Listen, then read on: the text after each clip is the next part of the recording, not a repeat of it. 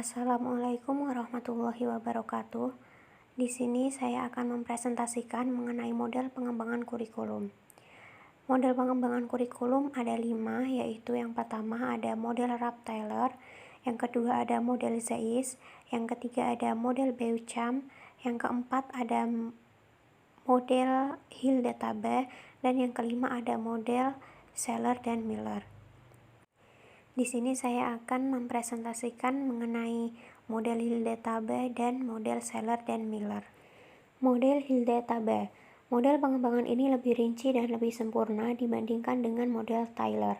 Teori Table mempercayai bahwa guru merupakan faktor utama dalam usaha pengembangan kurikulum. Langkah-langkah pengembangan kurikulum menurut Hilde-Table ada 5, yaitu 1. Membuat unit-unit eksperimen bersama dengan guru-guru. 2. Menguji unit eksperimen. 3. Mengadakan revisi dan konsolidasi. 4. Pengembangan keseluruhan kerangka kurikulum atau developing a framework. 5. Implementasi dan diseminasi. Selanjutnya di sini ada model Miller-Seller. Model pengembangan kurikulum Miller-Seller merupakan pengembangan kurikulum kombinasi dari model transmisi dan model transaksi yang terdiri dari beberapa komponen, yaitu 1. Klarifikasi orientasi kurikulum berdasarkan pada transmisi, transaksi, dan transformasi. 2. Pengembangan tujuan merupakan pengembangan yang masih relatif umum. 3. Identifikasi model pengajar harus sesuai dengan tujuan dan orientasi kurikulum. 4. Implementasi sebaiknya dilaksanakan berdasarkan komponen program studi, identifikasi sumber, peranan pengembangan profesional, pesertaan waktu, komunikasi, dan sistem monitoring. Untuk selanjutnya yaitu ada sintesis model-model pengembangan kurikulum. Di sini ada 3.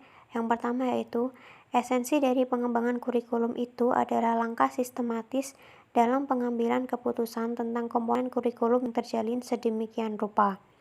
2. Pengembangan kurikulum setidaknya ada 2 pendekatan yang bisa digunakan, yaitu pendekatan administratif dan pendekatan grassroots. 3. Dalam tataran praktek, mungkin suatu model diterapkan secara tegas sebagaimana yang ada dalam model tersebut, akan tetapi model dapat diterapkan setelah dimodifikasi. Selanjutnya yaitu ada kurikulum berdasarkan mata pelajaran. Di sini dibedakan menjadi 3 jenis. Yang pertama, mata pelajaran terpisah, mata pelajaran gabungan, dan kurikulum terpadu. Mata pelajaran terpisah. Bentuk kurikulum ini sudah lama digunakan dalam dunia pendidikan karena memiliki karakteristik yang sederhana dan mudah dilaksanakan. Kelebihannya, bahan pelajaran disusun secara sistematis, dapat dilaksanakan untuk nilai-nilai budaya terdahulu, mudah diubah dan dikembangkan.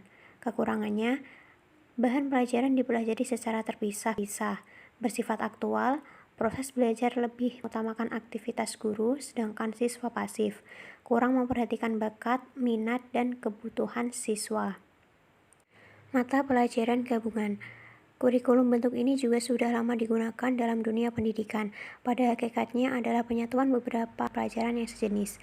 Kelebihannya, bahan bersifat korelasi walau sebatas beberapa mata pelajaran, memberikan wawasan yang lebih luas dalam lingkup satu bidang studi, menambah minat siswa berdasarkan korelasi mata pelajaran sejenis.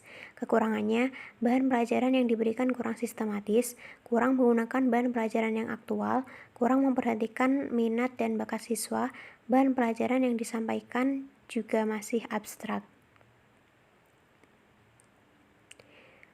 Untuk selanjutnya yaitu ada kurikulum terpadu.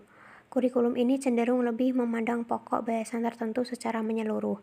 Bahan pelajaran dalam kurikulum ini akan bermanfaat secara fungsional, serta dalam pembelajaran akan dapat membentuk kemampuan siswa secara proses maupun produk.